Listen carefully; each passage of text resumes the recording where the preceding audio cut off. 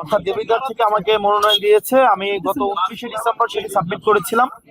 আজকে মনোনয়ন বাছাই হয়েছে এবং প্রাথমিকভাবে মনোনয়নটিকে বৈধ ঘোষণা করা হয়েছে। তবে একটি কনসার্নের বিষয় হচ্ছে প্রশাসনের যেই আমরা অভ্যুত্থান পরবর্তী সময়ে যেমন নির্মোহ, বস্তুনিষ্ঠ, নিরপেক্ষমূলক আমরা যেভাবে আচরণ প্রত্যাশা করি, আজকে পরে মনে হয়েছে যে নির্বাচনে কতটা নিরপেক্ষ হবে, প্রশাসন কতটা নিরপেক্ষ থাকবে, সেটি আসলে এখন আমি শঙ্কা প্রকাশ করছি। পর্যাপ্ত যুক্তি, পর্যাপ্ত তথ্য থাকার পরেও আমাদের একজন প্রার্থী উনি ব্যাংক ডিফল্টার, উনি উইলফুল ব্যাংক ডিফল্টার। উনি একাধিক আর্থিক প্রতিষ্ঠান থেকে বিগত বিভিন্ন সময়ে উনি লোন নিয়ে সেটি আর ফেরত দেয়নি। দেশের অর্থকে উনি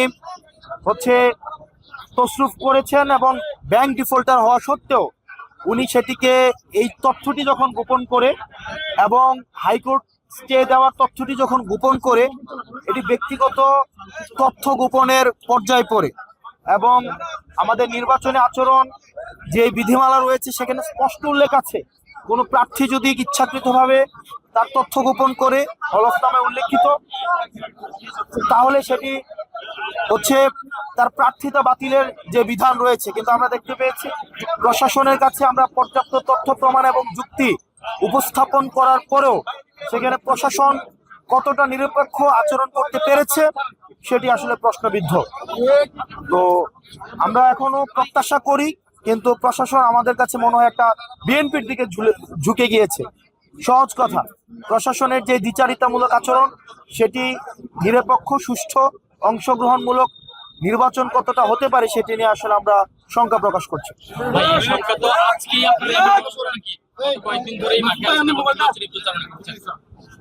আমরা বিভিন্ন সময়ে যে প্রশাসনের যেই দেখেছি যে জুলাই গণঅভ্যুত্থানে ইতিমধ্যে পরবর্তী সময়ে বিভিন্ন সময় অনেক হামলা হয়েছে।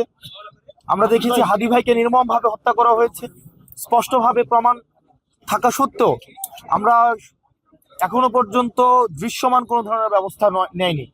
সেগুলো প্রশাসনের গাফিলতি এবং জুলাই অভ্যুত্থান পরবর্তী সময়ে গত 1.5 বছরে আমরা দেখেছি যে প্রশাসনের আসলে দৃশ্যমান, প্রশাসনের যারা কর্তা কর্মব্যক্তি রয়েছে তারা নিজেদের সংস্কার তারা চেয়েছে তারা নিরপেক্ষ থাকতে, কিন্তু কতিপয় রাজনীতিবিদ, কতিপয় রাজনৈতিক দল তারা প্রশাসনকে, পুলিশকে নিয়ন্ত্রণ করতে চায়।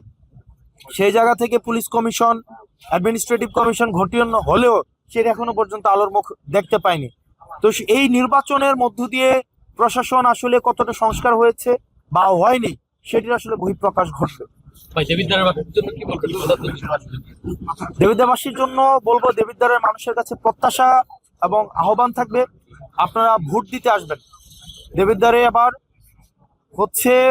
আমরা চাই, এতদিন পর্যন্ত আপনাদের ভোটাধিকার বঞ্চিত করা হয়েছে, এখন আপনাদের ভোট দেওয়ার সুযোগ আসছে, যোগ্য প্রার্থীকে বেছে নেওয়ার সুযোগ আসছে।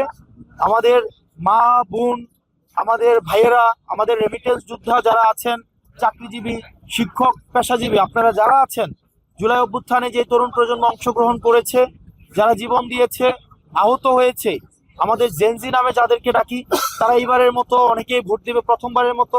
আমরাও প্রথমবারের মতো আমরা ভোট দিব, এই প্রথমবারের মতো মনোনয়ন করেছে এবং আমাদের সেখানে বাংলাদেশ জামাতি ইসলামী সহ আমাদের যে জোট যেটিকে সমর্থন দিয়েছে অর্থাৎ শাপলাকলি, এই আমরা বিশ্বাস করি ফেব্রুয়ারির 12 তারিখ দেবিদ্বারবাসীর সবার ভোটে শাপলাকলির বিপুল বিজয় আমরা ফেব্রুয়ারি 12 তারিখ উদযাপন করবো এবং দেবিদ্বারবাসী সেটির জন্য অপেক্ষা।